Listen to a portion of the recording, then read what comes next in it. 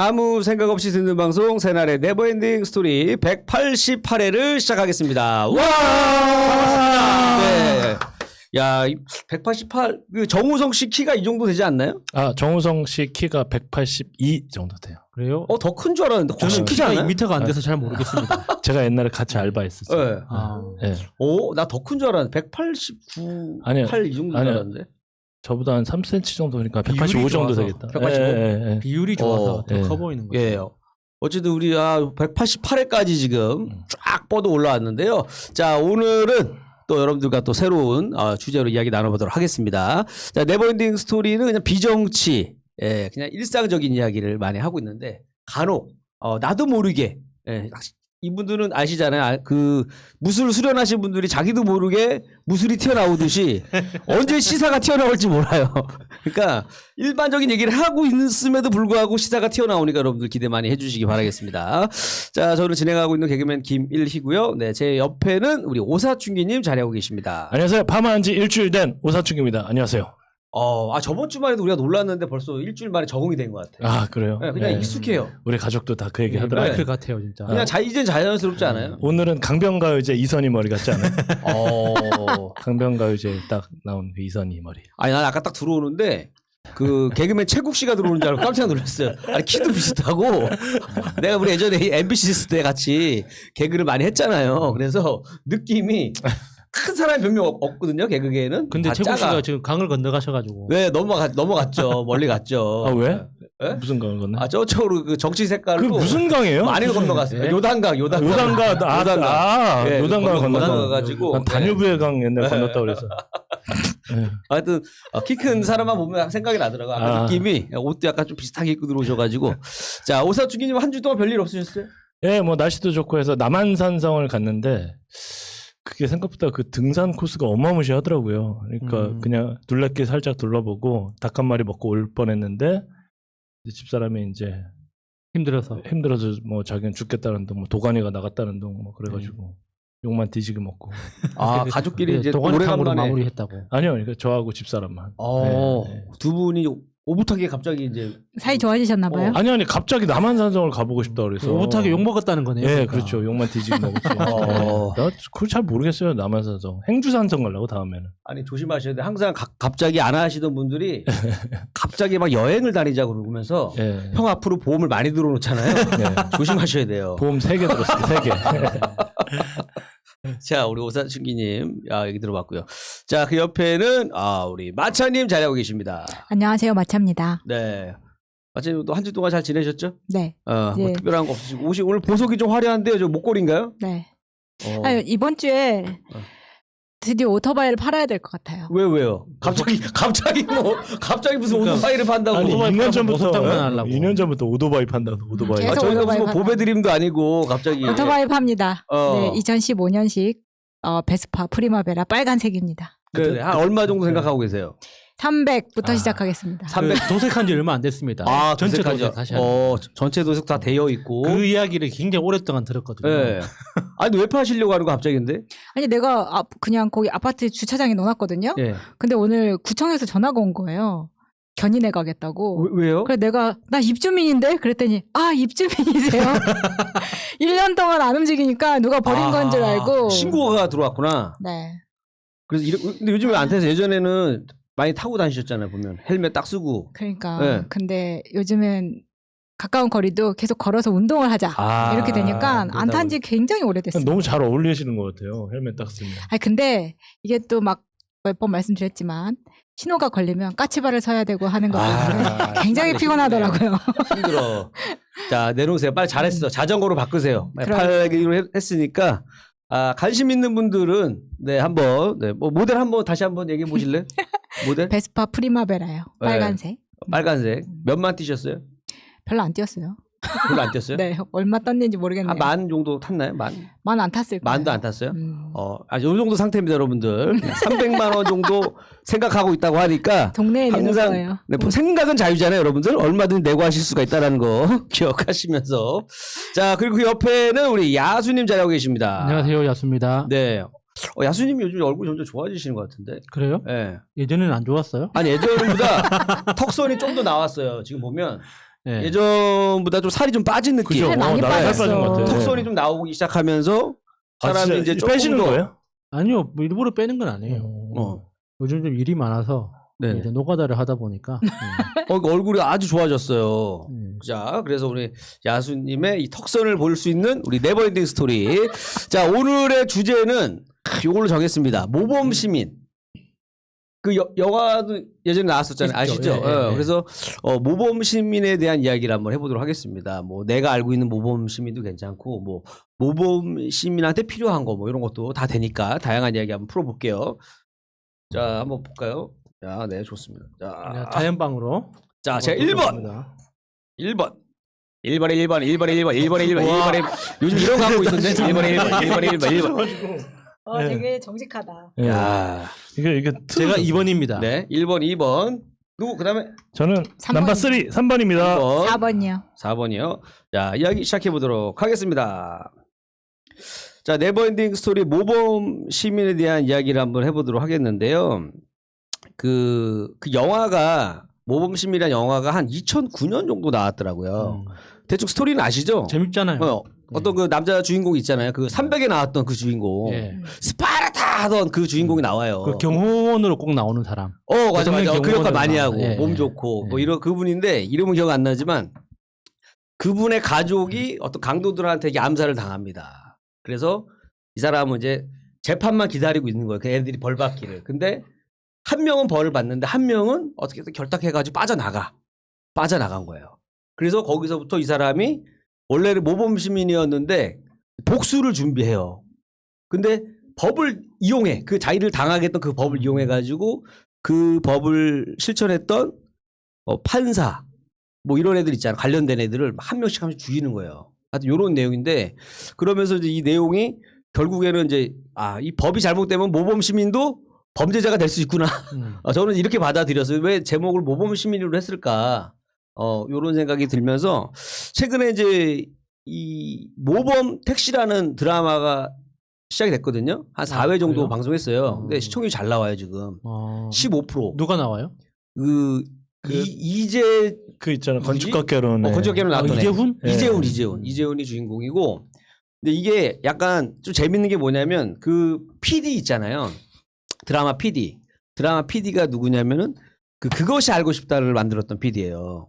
그거 PD 하던 분이 온 거예요. 궁금한 이야기 Y. 그것이 알고 싶다. PD 하던 사람이 그쵸, 그쵸. 드라마를 만드는 거예요? 그 PD가 드라마로 온 거예요. 그러니까 이 전에도 다른 드라마를 했더라고요. 그래서 이 약간 범죄물인데 저는 이거를 지금 집에서 계속 봤거든요. 4회를 다 봤는데 이런 거예요. 이제 약간 재밌어. 택시 회사야. 모범 택시 그 회사인데 일반 택시도 하고 모범 택시도 하는데 모범 택시를 이제 이재훈이 몰고 다니면서 그 악당들을 그러니까 법이 심판을 다 못한 악당들 있잖아요. 사적 복수. 네. 그런 걸 하는데 어떻게 되냐면 그 얘네가 이제 무슨 마포대교나 뭐 이런 다리에다가 죽기 전에 연락 주세요 뭐고 붙여놔요. 택시 회사 이게 있어요. 전화를 딱 걸면 이재훈이 가가지고 딱 태우면서 녹음을 해.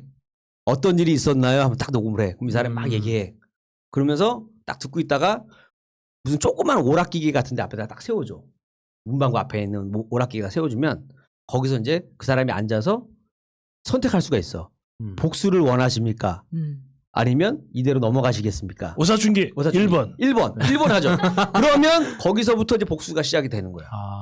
네, 그래서 이제 그러니까 돈도 안 받고 그냥 그 복수를 그렇죠. 해주는 거예요. 꽁꼬로 하는 거예요. 네. 왜냐하면 이 사람이 이재훈도 그런 묻지마 살인 같은 거의 피해자거든. 자기 부모님 죽었어. 여기에 한이 맺혀 있고 그리고 결국에는 이 법이 엉성하니까 피해자들은 그 고통에서 헤어나지 못하는 거예요. 계속. 그래서 이런 단체가 만들어져서 얘네들이 직접 응징한다. 그러니까 미국 영화 중에 이퀄라이저라고 있거든요.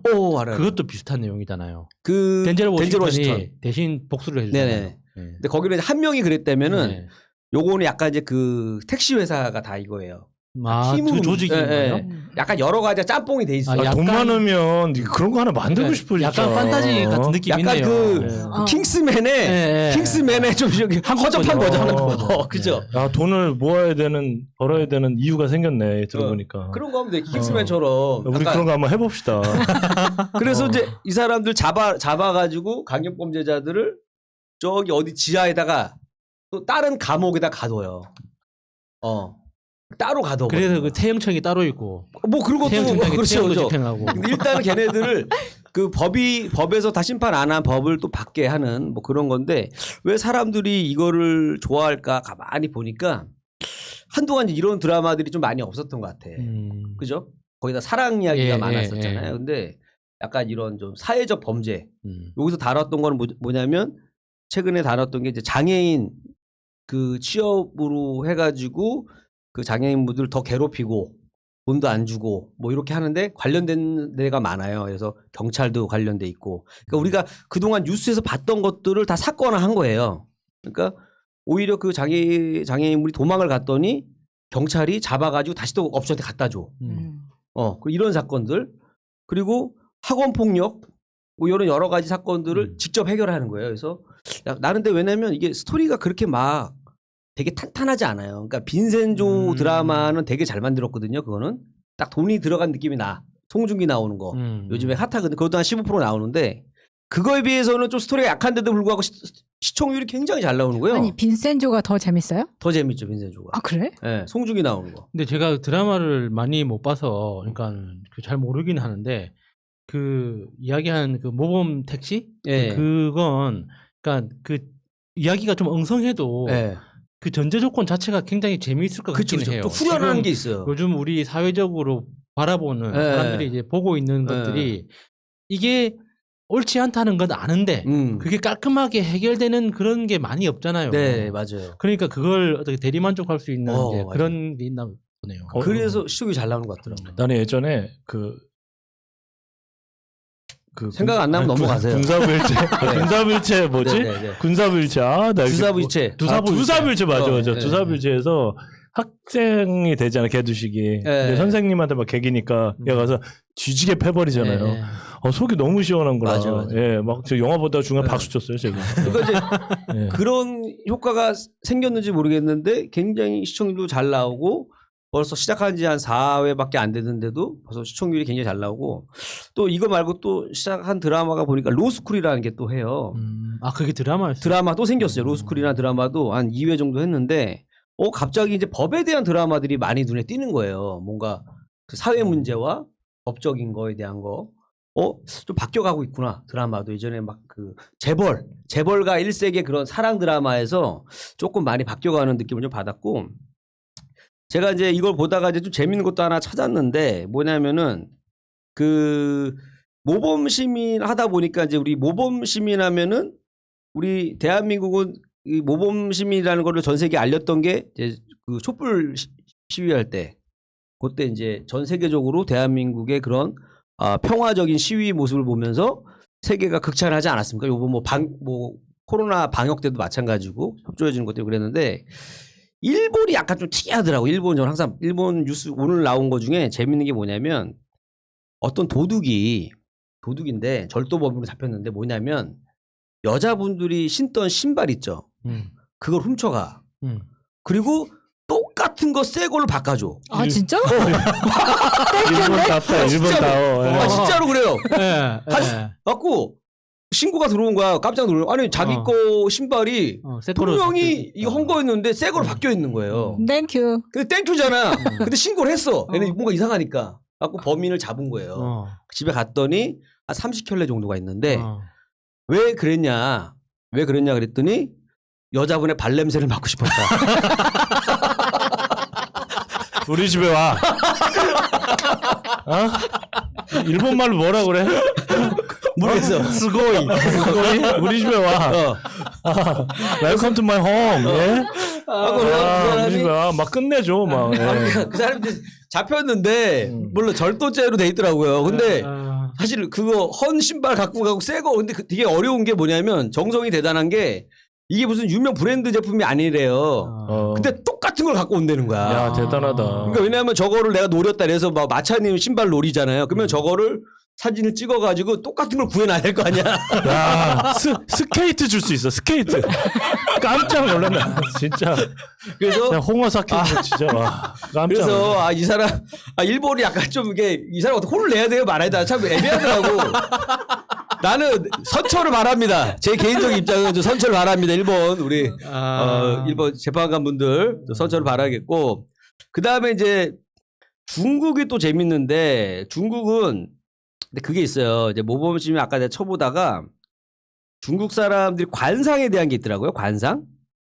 그 이제 사람의 이 그 얼굴도 모범 시민의 관상이 있다는 거예요. 그래서 중국에서 이제 연구를 했는데 그 범죄자 데이터를 이제 갖고 보다 보니까 이 범죄자의 얼굴에 이제 반대로 가면은 모범 시민의 얼굴이 된다 이거예요. 그래서 범죄자에 대한 그 모범 시민의 이제 얼굴이 나왔는데 범죄자들의 얼굴을 얘네가 데이터베이스 조사했습니다. 1856명을 조사를 했고 이들의 이제 공통점이 뭐냐면은 미간이 좁고 입이 작았대요. 그러니까 미간이 좁고 여기죠. 여기가 좁고 범죄자가 네, 여기가 좁고 범죄자. 입이 조그마다. 그러면 이 사람들이 이제 범죄자 몽타주고 이 반대로 생각하면 이 거리가 넓고 입이 큰 사람들은 오히려 모범 시민의 그 몽타주를 갖고 있다. 이렇게 일본 사람들 얘기하고 있고. 그래서 제가 이제 오늘 좀 본격적으로 이제 앞으로 가고 싶은 건 그 얘기인데 그 이거 있잖아요. 모범 시민들이 이제 앞으로의 모범 시민은 어떤 사람인가 사회가 요구하는 게 있잖아요. 그러니까 예전에는 예를 들어서 뭐 이런 게 있어. 국산품을 애용해라. 그죠? 예전에는 또 하나만 나 잘 기르자. 그러니까 나라에서 요구하는 지침들이 있단 말이에요. 각 그 시대마다 뭐 예를 들어서 무슨 뭐 그다음에 뭐 새마을 운동 때는 뭐 청소 잘하고 뭐 봉사하고 뭐 이런 것도 있잖아요. 그래서 앞으로는 뭐 범법을 저지르는 거 안 하는 건 당연한 거고 환경에 대한 게 이제 많이 요구가 되고 있더라고요. 점점. 지구 온난화. 네, 자꾸 그걸 신경을 쓰게 되고 이거를 관심을 안 가지면 뭔가 시대에 뒤떨어지는 사람. 그러니까 요즘에 이제 어떤 커피숍 같은 경우는 아예 일회용을 안 쓰는 데도 있더라고요. 어떻게 하냐면은 그 집에서 아마 남는 거 텀블러 많으실 거예요. 보온병 같은 거 텀블러 많잖아요. 그래서 그거를 그 커피숍에다가 아예 기증을 받아요. 커피숍에서 기증을 받아. 그럼 그거를 거기다 담아주는 거예요. 또 갖고 오면 또 이걸로 교환해주고 뭐 이런 식으로 해서 근데 처음에는 사람들이 불편해하다가 그 사람의 취지를 알고 그래서 많이 이용을 하고 있다고 하는데 제가 이렇게 하다가 최근에 본 거 중에서 이제 환경적인 걸 보다가 넷플릭스에서 한 영화 중에 다큐 영화거든요. 다큐 영화 중에서 시스피라시라는 다큐가 있어요. 이게 이제 바다에 대한 다큐 영화거든요. 어려워. 바다라는 시하고 컨스피러시 맞아요. 하고 합치는 네, 거구나. 그래서 시스피라시라고 요 제목의 영화를 제가 이제 봤잖아요. 보고 나서 이제 또 이제 블로그도 몇 개 보니까 내가 이제 봤던 경험하고 좀 맞아 떨어지는데 이 사람은 이제 환경에 관심을 갖다가 시작이 된 거예요. 환경. 그러니까 이 사람이 그 영화 초반에 뭐가 나오냐면은 이제 그 돌고래를 이 대학살하는 장면이 나와요. 그래서 이제 이 사람이 이제 일본에 가요. 일본에 가. 왜냐면 일본 애들이 그 폭용을 많이 하니까 일본에 가는데 외국 애가 되게 일본 애들이 폭염을 많이 하니까 그러니까 어감이 되게 웃긴다. 폭용 많이 하죠. 네. 의술이 발달했으니까. 그런데 얘네가 외국 사람이 딱 가니까 걔네들도 지네가 뭘 잘못하고 있는 걸 알아. 바로 경찰이 붙어요. 외국 걔네들한테 왜 왔냐? 여기 왜 왔냐? 그러니까 그 걔네들 일본 애들이 그 폭용을 하는 그 지역 있잖아요. 경찰들이 특히 외국 애들, 서양 애들이나 모르는 애들이 오면 경찰이 따라붙으면서 감시하는 거예요. 거기가 그 지역이 되게 특이하더라고요. 진짜 외지인이 들어오면 무조건 경찰이 따라붙어. 어떻게 아세요, 그거? 타이진 나도 봤어요. 봤어, 그 영화 봤어요. 보셨구나. 그러니까 거기에서 하는 그 일종의 축제거든요. 그러니까 돌고래를 그러니까 그 뭐 가두리망처럼 이렇게 가둬놓고 사람들이 이제 물에 들어가서 맨손으로 죽이는 거예요. 그러니까 그 과정에서 그러니까 바다가 완전히 피범벅이 되는데. 근데 그 축제는 사람이 잡잖아. 그 자체를 이제 축제처럼 하기 때문에 그러니까 고래 잡는 고래를 이렇게 사냥하는 걸 반대하는 환경단체 측하고 일본 그 지자체 측하고 계속 오랫동안 갈등이 있었어요. 이거는 우리 전통이다. 그 어떻게 학살행위가 어떻게 전통행위가 되냐 이거 가지고. 근데 이제 거기서 보면은 사람이 손으로 잡는 게 아니라 좀 이제 평소에 축제 때가 아니라 평소에도 계속 그렇게 잡고 있는 거예요. 그래요? 365일. 근데 그 잡는 이유가 중요해요. 왜? 잡는 이유가 먹으려고 잡는 거 아니에요? 먹으려고 잡는 게 아니에요. 그러면? 돌고래가 다른 물고기들을 잡아먹는다 이거야. 그러니까 자기의 경쟁 상대인 거예요. 그래서 죽이는 거예요. 사람이 먹을 물고기들을 왜 돌고래가 많이 잡아먹는다는 이유로 돌고래를 죽이는 거죠. 그러니까 여기서부터가 충격인 거예요. 이런 이유로 죽인단 말이야 돌고래를. 그래서 이제 일본이 이런 이야기가 있었고, 그래서 요 얘기도 나 몰랐던 거니까 굉장히 좀 충격을 많이 받았고, 그 다음에 우리가 이제 그거 있잖아요. 환경에 대한 얘기를 많이 하는데 무슨 뭐 빨대 버리지 말아라. 뭐 우리가 영화 속에 보던 거, 뉴스에 나오는 거 막 거북이가 콧구멍에 그래. 이제 플라스틱 빨대 꽂혀 있는 거 나오잖아요. 그거 나오고 나서 스타벅스에 빨대 없어졌잖아. 그래서. 네. 종이 빨대 진짜 먹기 불편하잖아요. 맞아요. 엄청 불편해. 그거 맛이 없어. 오래 놔두면 맛이 없어요. 맞아. 어. 그리고 막 흐물흐물해지고. 맞아. 그래서 이제 우리가 이 사람이 이제 그 다큐 감독이 얘기한 건 뭐냐면 환경 오염의 가장 큰 주범이라고 생각했던 플라스틱 사용, 플라스틱 빨대, 플라스틱 컵, 플라스틱 용기, 이건 환경 오염의 몇 프로를 차지할 것 같아요? 한 10%? 아니요. 0.03%. 이거밖에 차지는 안 한대요. 정말 얼마 안 된다. 네. 그러니까 우리가 이제 바닷가를 가면 맨날 거기 보이는 게 빨대, 그러니까. 빈병, 쓰레기 뭐 이런 거밖에 없잖아요. 실제로는 우리가 버리는 건 이건 이 정도밖에 안 되고, 실제 바다를 오염시키는 거 대부분이 그물, 어망 이런 거라고 합니다. 이런 거가 다 대부분 한 50% 이상을 그런 게 다 차지하고 있고, 그건 눈에 안 보이잖아요. 안 바다에 보이죠. 가라앉아 있으니까. 그리고 저인망 어선인가 있어요. 예. 이 그 낮은 바다에서 이렇게 바닥을 이렇게 긁어서 긁어가지고 예. 잡는 거 있잖아요. 예. 그거가 환경 오염을 어마어마하게 시킨다고 그러더라고요. 그러니까 이거 한번 쫙 지나가면 이 바다의 생태계를 예, 완전히 다 그냥- 망가뜨려 놓는 예, 거예요. 예. 근데 이거를 굉장히 무분별하게 굉장히 많이 해가지고 여기서는 이제 뭐 축구장 뭐 몇 개를 없애는 거라고 맨날 이 얘기를 하거든요. 그래서 여기서 하는 얘기는 그거예요. 근데 여기저기 다 찾아가 봤어.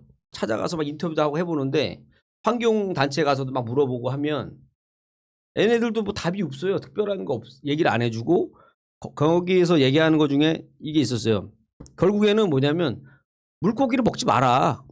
결론이 그거예요. 환경 지키고 싶으면 물고기 먹지 말아였었어요. 아, 또 그리고- 그러네. 예. 그리고 실제로 이제 막 거기 그 돌고래를 사냥 안 한다라는 뭐 마크가 있어요. 마크를 있는데 이제 그 마크가 있으면 우리가 믿고 먹잖아요. 얘네들은 뭐 좀 착한 어업을 하는 사람들이야 믿는데 그 마크 자체도 돈 주고 사고 팔아요.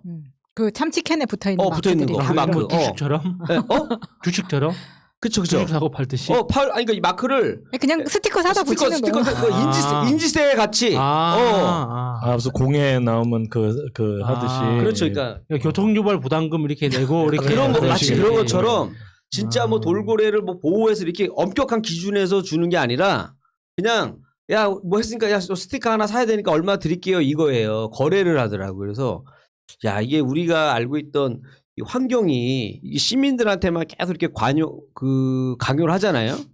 근데 실질적으로는 이게 아니다. 이게 지금 이 자본주의로 인해서 완전히 바다가 엄청 망가지면서 그 사람들이 하는 얘기가 좀 기억에 남는 건 그건데 우리는 바다에 상어가 있는 걸 무서워하는데 정말 무서운 건 뭐냐? 바다에 상어가 없는 게 무서운 거다. 그렇지. 그 얘기를 하더라고요.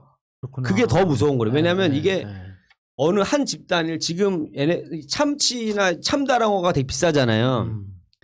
그걸 계속 잡아가고 위에 상어나 고래를 계속 잡아가다 보면 이 생태계가 다 네, 망가진대요. 네, 네. 망가져서 이제 앞으로 한 몇십 년 뒤에는 바다에 생물이 안 살고 그거로 인해서 이 뭐 기후 변화가 일어나고 굉장히 큰 피해를 줄 거라는 경고를 하거든요.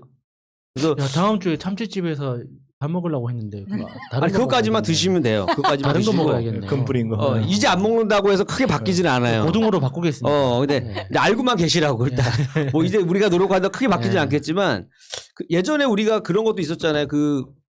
우리 전기 그때 그 이명박 정부 때 그래서 전기 아껴 쓰라고 맞아. 블랙아웃.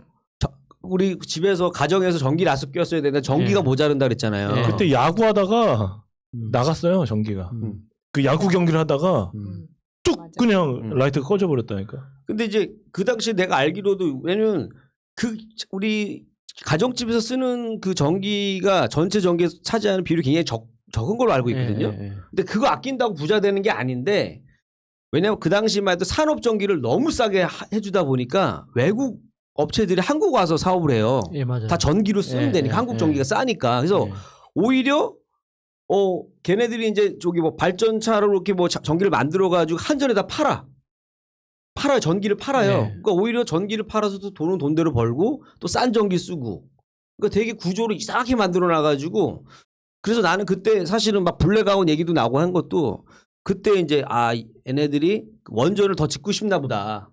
저 핑계로. 아, 또 그러네. 예. 뭐가 좀 원전을 짓는 명분이 생긴 거잖아요. 이상하게 전기를 고갈시킨 다음에 그래서 갑자기 그 이후로 무슨 전기가 모자란다 이런 얘기는 없었으니까 그래서 이제 우리 모범 시민들한테는 앞으로 이제 이런 환경적인 것도 좀 당연히 우리도 지켜야겠지만 우리 시민뿐만 아니라 기업인들도 좀 환경에 대한 거를 좀 생각을 해야겠다 이 생각을 많이 했습니다. 그래서 바다를 내가 그 밑에를 보지는 않았지만 그 다큐를 보면서 내가 몰랐던 것들을 너무 많이 알게 돼가지고 어쨌든 여러분들 제가 느낀 모범 시민의 자세는 이런 걸 보고 듣고 이제 사람들한테 좀 알리는 게 시민의 자세이지 않을까 해서 저는 제 얘기는 여기까지입니다.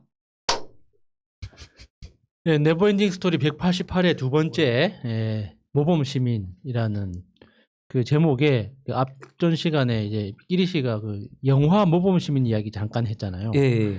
그 영화가 저 참 재밌게 보기는 했는데 또 자주 본 영화이기도 해요. 재밌어서 억지로 챙겨본 게 아니라 그게 케이블에서 자주 하잖아요. 네. 그러니까 잘 걸립니다. 어쩌다가 TV를 켰을 때 그러니까 저는 어떤 영화든지 딱 첫 장면을 만나면 끝까지 보거든요. 중간부터 보면은 뭔가 계속 이렇게 스트레스를 받아. 이게 내가 알고 있는 내용이라도 첫 장면부터 시작을 못하고 중간부터 보게 되면 괜히 뭔가 좀 제대로 못한 것 같아가지고 그 재미가 있든 없든 첫 장면을 만나게 되면 웬만해서는 끝까지 보거든요. 그렇게 이제 우연히 만나가지고 자주 봤던 영화 중에 하나가 이제 모범 시민이에요. 그래서 그 모범 시민이라는 영화를 보다 보면 그러니까 처음 한두 번 정도 보면 그러니까 그 주인공의 어떤 그 복수에 대해서 이제 주목을 하게 되잖아요. 예. 근데 이제 3번 보고 4번 보고 5번 보다 보면 그 복수하는 방법의 어떤 합리성에 대해서 계속 이제 생각을 하게 돼요. 그래서 모범 시민이 기본적으로 액션 영화 아닙니까? 그러니까 뭔가 복수극을 다루고 있지만 그게 이제 폭파하는 장면이 가장 많이 나오잖아요. 뭔가 이제 임팩트 있는 큰 복수를 할 때마다 팡팡 터지는데 그 영화 초반에 잠깐 설명이 나옵니다. 그 주인공이 이게 이제 네이팜탄 기술을 응용한 소위탄을 그러니까 간단하게 만들어서 그걸 이제 사제폭탄으로 활용한다 뭐 이런 식의 이제 설명이 나오거든요. 그래서 그 소위탄 네이팜탄이라는 이 말이 그러니까 우리 일상적으로 많이 듣기는 지금 힘들어진 말이죠. 왜냐하면 그게 그 전 세계적으로 사용 금지된 무기거든요.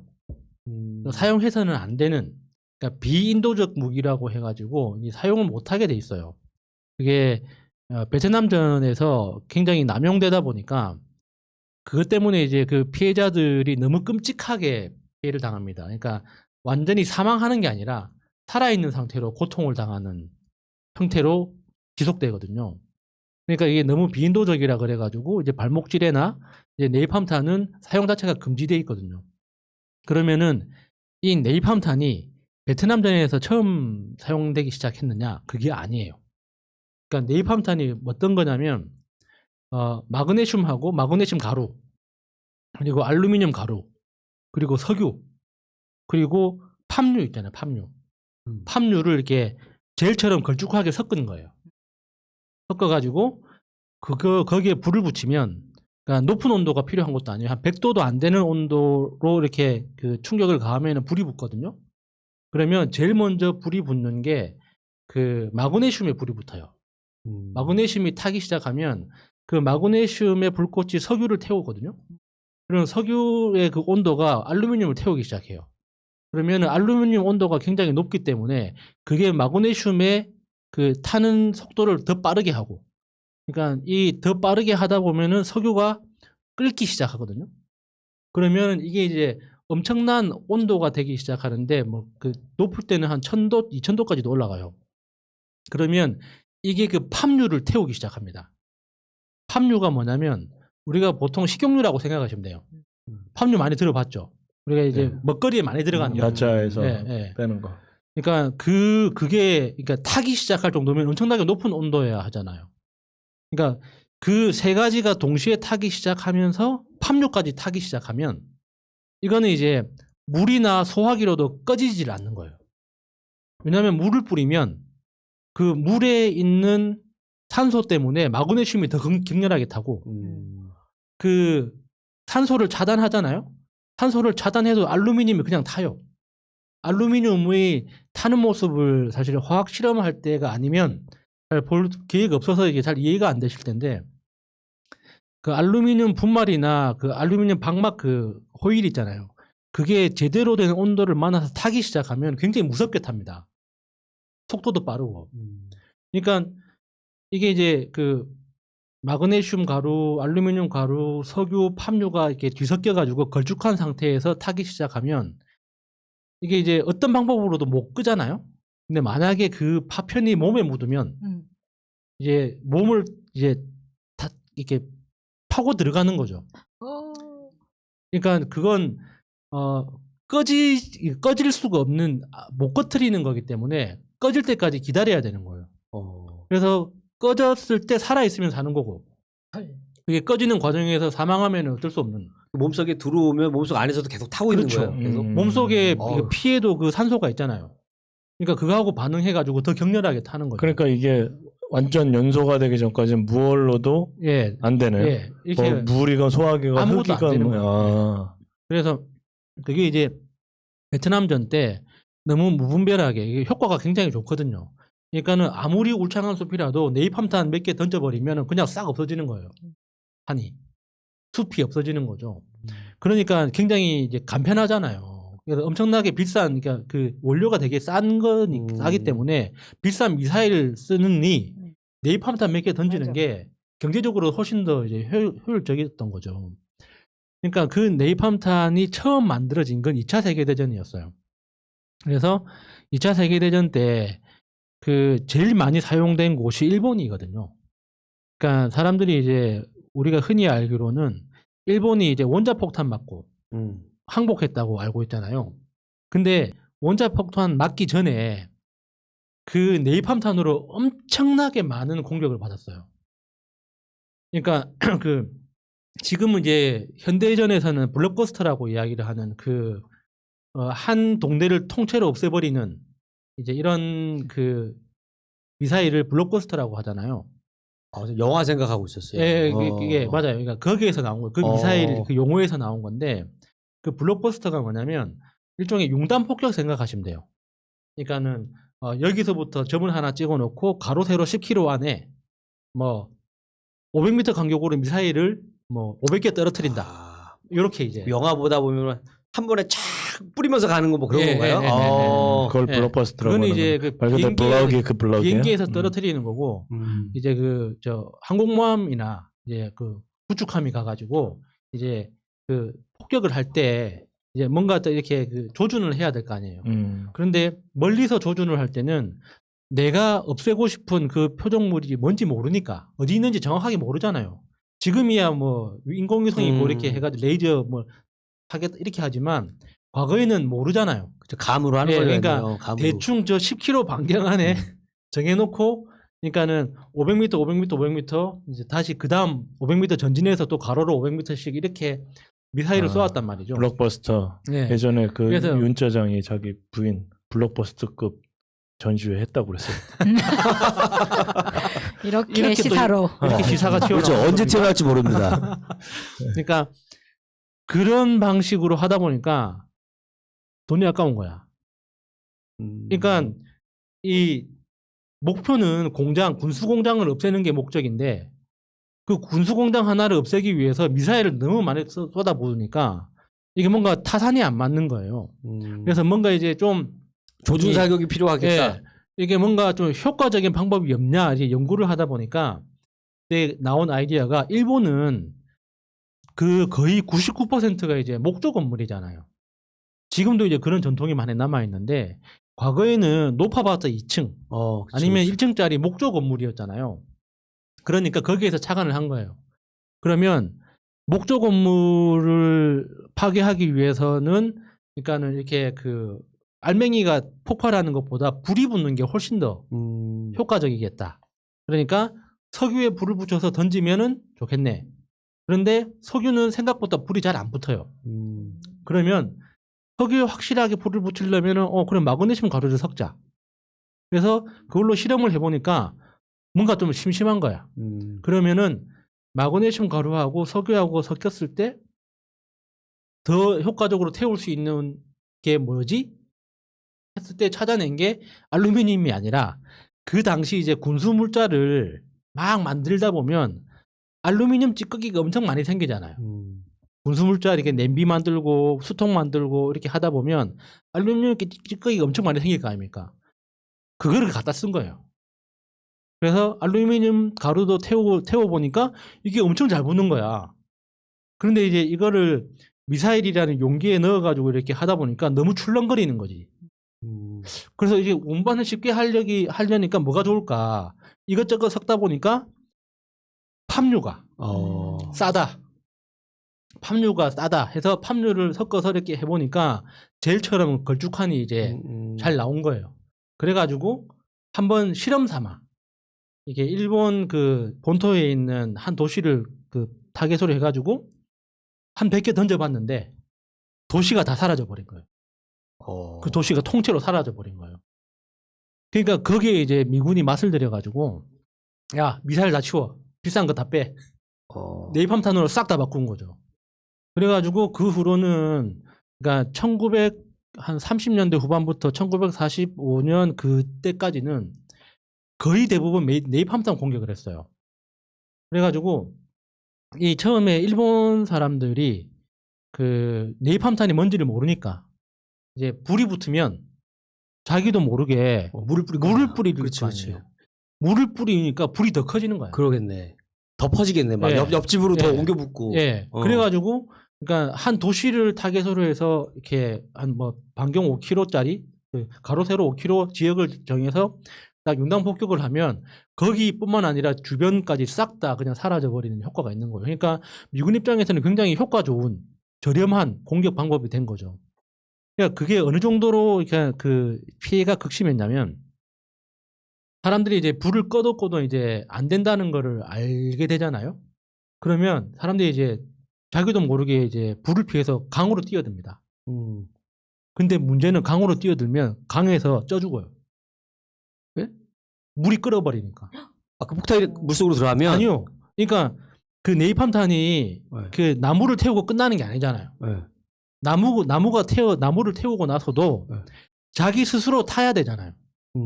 그 타다 보면 땅을 데우는 거예요. 땅을 데우다 보면 물이 끓는 거죠. 그러니까 그 정도까지 완전 예. 이건 용암같이. 예. 되네. 그러니까 그 사망한 사람들이 그러니까 네이팜탄으로 공격해서 살아남은 사람이 거의 없어요.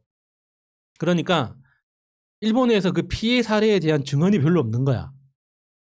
다 죽으니까 예. 그냥 네이팜탄에 노출된 사람들은 대부분 그냥 그 자리에서 사망하거나 그러니까 그 피해를 입고 생존했던 사람들도 오래 못 살고 그냥 사망하는 경우가 너무 많으니까 그 피해에 대한 그 어떤 증언이 없고 이 네이팜탄 공격에 의한 피해 사례는 미군 공격에 대한 미군 기록으로만 남아 있는 거예요. 그러니까 증언을 하려고 해도 예, 증인이 예. 남아있지가 않구만. 예. 다 죽어버리니까. 그러니까 예. 그 일본이 그러니까 미군하고 그 항복 협상을 시작한 게 1945년 초부터 시작했거든요. 근데 왜 그 8월 15일 항복을 하게 됐냐면 항복하는 방식에 대해서 일본이 끝까지 천황에 대한 어떤 체면을 살려야 된다. 그러니까 천황의 어떤 기본적인 국채로서 보존하는 어떤 그런 형식을 지키지 않으면 우리는 항복할 수 없다고 끝까지 버텼기 때문에 미군 입장에서는 천황 한 명 때문에 지금 네이팜탄 공격으로 일본 국민들이 엄청나게 죽어가고 있는데 그거를 보면서도 일본 군부가 그 일본 사람들 다 죽어도 된다. 우리 천황폐하만 살려라. 이렇게 나오니까 미국 군부 측에서 이 사람들하고는 정상적인 대화가 안 된다. 이게 이런 게 이제 그 미군 그 수뇌부 쪽에서 압력이 되게 높아졌었어요. 그런데 거기에다가 2차 세계대전이 시작되는 것과 동시에 그 맨하탄 프로젝트라고 해가지고 원자 이거 핵폭탄 개발이 시작됐잖아요. 근데 44년 말에 완전 이렇게 실험까지 성공했단 말이에요. 핵폭탄 실험까지 성공해가지고 이제 딱 발사 준비된 그 완제품까지 만들어져 있는데 그 일본 그러니까 미국 본토에서는 요거를 한번 써보자. 이거를 쓰지 않으면 이게 전쟁이 끝난 이후에 미국의 어떤 정치적 지위가 우리가 장담할 수 없다. 그러니까 지금 그 당시만 해도 약간 좀 보여주기 식으로도 그렇죠. 필요한 거였구나. 그러니까 그 이후에 이제 그 소련도 바로 뒤따라서 만들고 했지만 그 당시만 하더라도 전 세계에서 유일하게 핵폭탄을 갖고 있던 나라가 미국뿐이었기 때문에 이걸 사용할 수 있고 실제로 작동한다는 걸 보여주지 않으면 우리가 이렇게 엄청난 노력을 기울여서 만든 이 핵폭탄을 만든 정치적 효용성이 사라진다. 그러니까 이 두 가지 논리가 만나가지고 어쩔 수 없다 그러면은 한번 쓰자 해가지고 첫 번째를 떨어뜨렸는데 놀라운 건 첫 번째 핵폭탄이 떨어지고 나서 항복할 줄 알았어. 안 했어요, 그래도? 네, 항복을 안 하는 거야. 끝까지. 덜 맞았어. 그래가지고 아니, 영어가 안 된 거 아니야? 한국 분명했는데 걔네들이 그러니까 못 알아듣는 거 아니에요? 기록상으로는 그 당시 이게 미군 막가리 마스카 수뇌부가 약간 벙쪘어요. 당연히 이거는 네이팜탄 공격은 그러니까 소리가 없잖아요. 이게 그러니까 큰 불이 나기는 하지만 그 불이 옆 도시에서 보일 정도로는 아니잖아요. 그런데 핵폭탄은 떨어져서 올라오는 그 버섯 구름이라는 게 수십 킬로 떨어져 있는 옆 도시에서도 보이잖아요. 그렇지. 그러니까 그 정치적인 효과라는 게 네이팜탄하고는 완전히 다른 수준이었거든요. 그래서 그 미군 수뇌부에서는 당연히 이제 핵폭탄 하나 떨어뜨리고 나면 그냥 딱 끝이다라고 생각했는데 핵폭탄이 떨어졌는데도 불구하고 항복을 안 하는 거야. 그러면 할 수 없다. 한 발 더 써야 돼.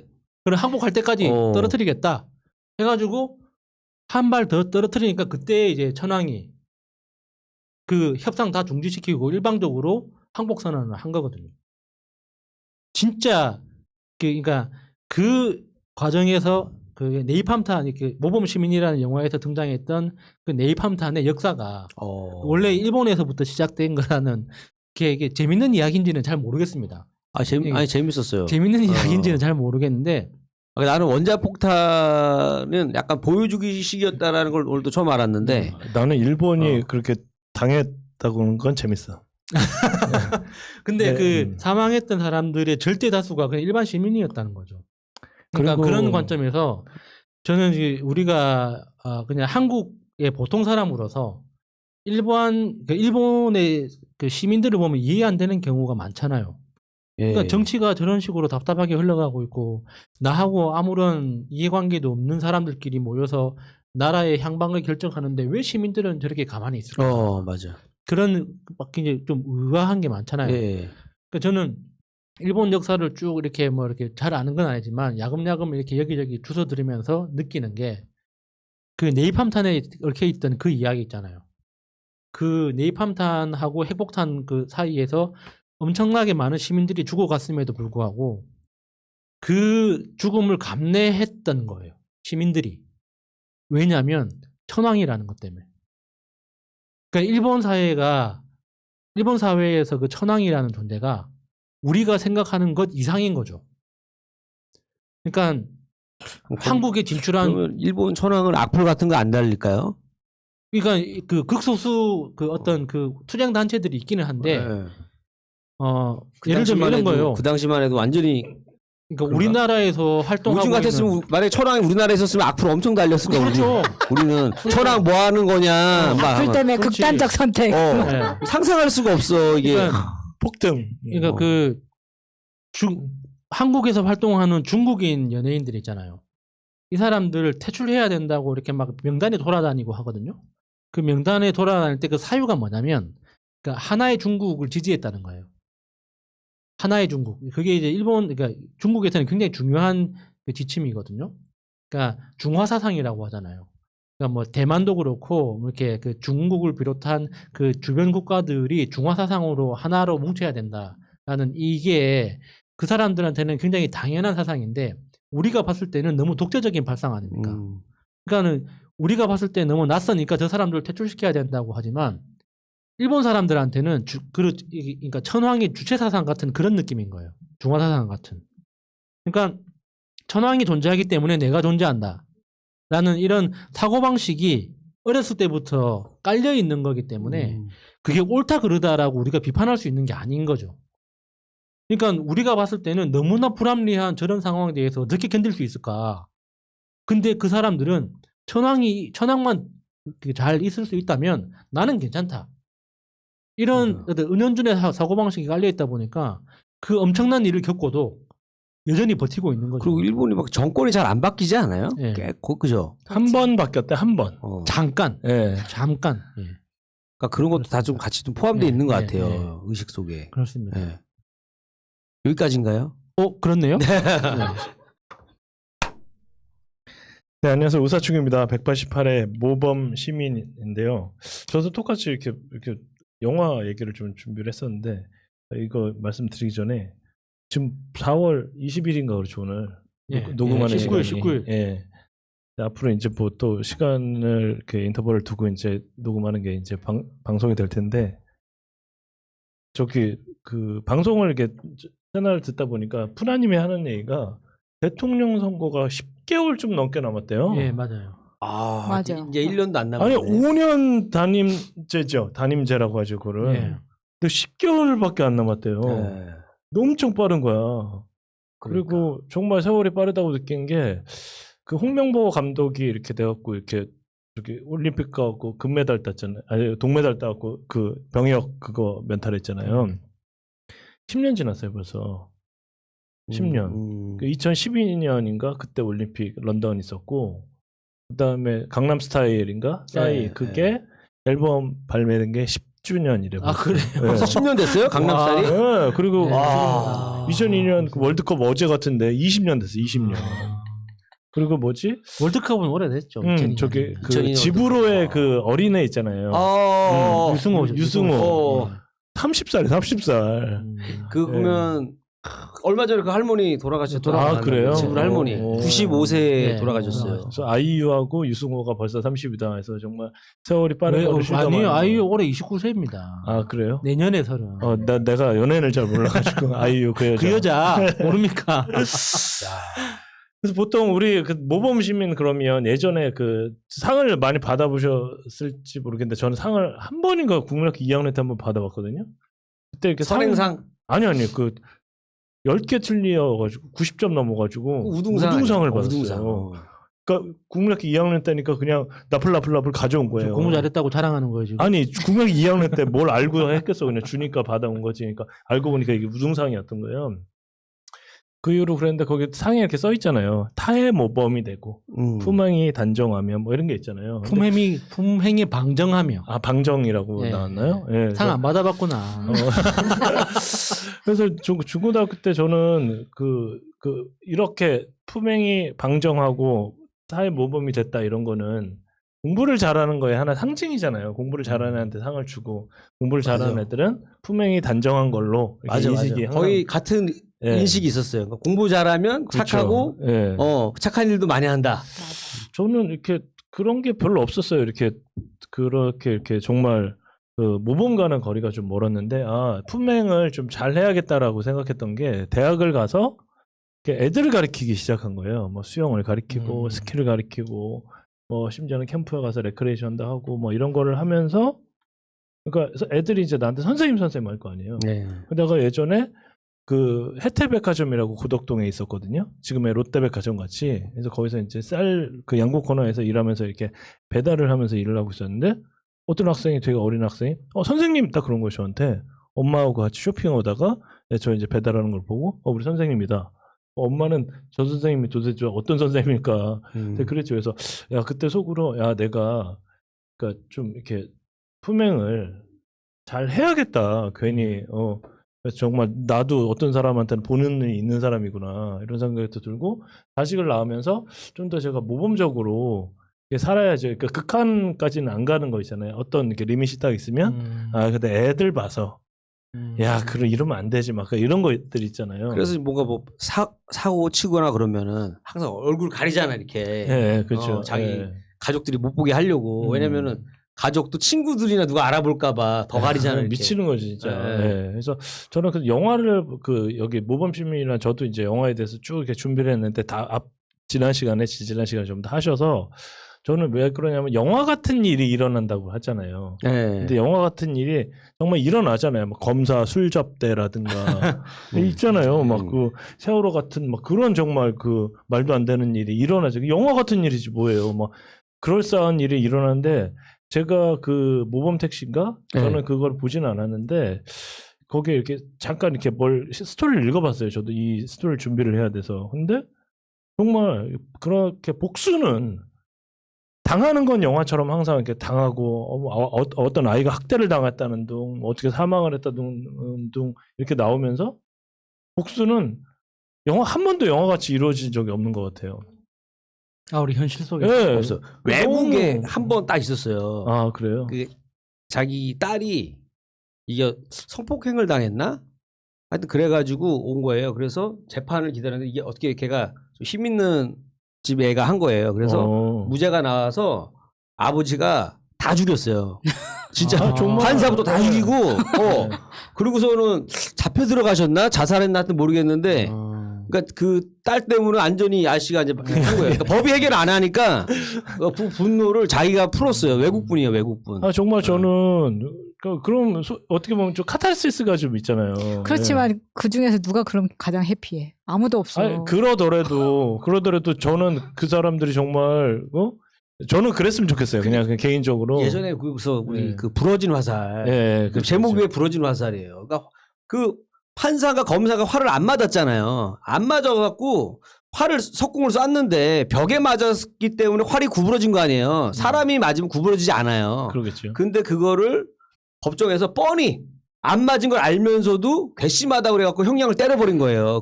이게 실화란 말이에요. 실화. 만들어낸 얘기가 아니라 그 수학 선생님이었나 교수였나 그분이 예. 이게 그 당한 사건이란 말이에요.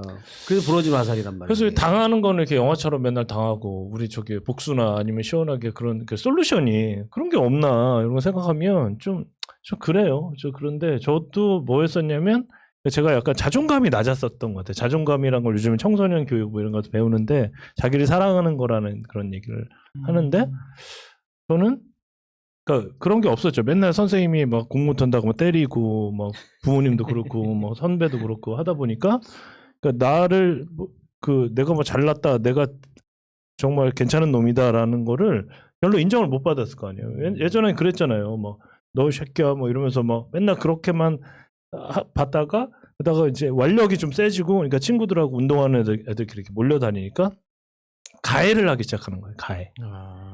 가해를 하다 보니까 위험하다. 그렇죠. 가해를 하다 보니까 이제 옆에서 너 잘한다, 너 싸움 잘한다, 막 이런 식으로 나를 추켜 세우니까 더 막 하게 되죠. 바보 같은 짓이죠. 칭찬받으니까 진짜. 더. 예. 정말 그래도 운동하는 애들끼리 패거리로 때려 몰려다니고 막 이렇게 애들을 괴롭히는 게 정말 뭐가 대단한 양 이러면 잘 나가는 애였던 거예요. 가만 보면 싸움을 잘하는 것도 아니에요. 막 애들을 그렇게 뭐하러 괴롭히고 그게 또 재밌고 근데 싸움을 붙이잖아 근데. 예, 그런 야 식으로 누가 그러는데 야수가 너 이긴대. 그러면 이제 거지. 알지. 눈이 도는 거지. 돌아보니 그렇게 소문내고 다니는 애가 있어. 야수가 그랬다고 막 하면서 싸움 붙는 거죠. 싸움 시키는 애들 있잖아요. 중간에서. 나는 그런 이야기 들으면 그래 축하한다 그래도 이랬는데 근데 중간에서 누가 궁금하니까 자꾸 그 이상한 소문을 퍼뜨려요. 이렇게. 그래서 일단은 대학을 이제 딱 들어갔더니 나보다 더 힘센 애들이 더 많고 다 운동하는 애들만 모였고 그래서 친구하고 이제 되게 좋은 친구를 만나서 그래서 이제 되게 그 친구가 되게 가난했는데 이제 어렵게 학교를 다니는 걸 보고 되게 그 친구한테 많은 걸 배웠어요. 그래서 독립도 해보고 돈 버는 게 이렇게 어렵고 돈을 쓰는 것도 이렇게 소중한 거고 막 그런 걸 많이 배웠는데 가만히 보면 내가 그 전까지 피해자의 입장에 대해서는 몰랐던 거예요. 피해자 입장에 대해서 뭐 알게 뭐가 있어. 뭐 애들 뭐 중고등학교 때 완력으로 그냥 네. 야 내가 저 반찬이 먹고 싶으면 먹으면 내 거 아니에요. 그렇죠. 그 당시. 내 입에 들어왔으면 내 거. 예. 근데 얘는 컴플레인하면 왜 남의 물건이죠 어떻게 보면. 근데 그걸 정정당당하게 하는 거 지금은 말도 안 되지. 그런데 내가 유일하게 이제 가해자 입장에서 피해자 입장으로 이제 돌아선 게 군대에 있을 때, 저 군대 있을 때 이렇게 있다가 초반 6개월이 너무너무 힘들었거든요. 자대 가서요? 자대 네. 가서 힘든 거잖아요. 그죠? 네, 내가 훈련소에서는 때는 속된 말로, 똑같으니까. 예, 저도 이제 막 보고하고 중대 선임이었어요. 그러다가 이제 그 자대 배치를 딱 받고 나서 뭐가 있냐면 우리 때 이제 6주 훈련을 받았거든요. 네. 가면 이제 처음에 그러잖아요. 가면 이제 룰이 딱 있잖아요. 야, 아무나 보고 웃지 마라. 웃지 말라고 그래. 목소리는 뭐 예를 들어서 뭐 지붕이 떠나갈 정도로 크게 해라. 그리고 남이 뭐 이렇게 말 시키면 절대 대답하지 마라. 그런 거 있잖아요. 뭐 관등성명 크게 내라. 뭐 네모반에서는 30cm도 뛰어다녀라.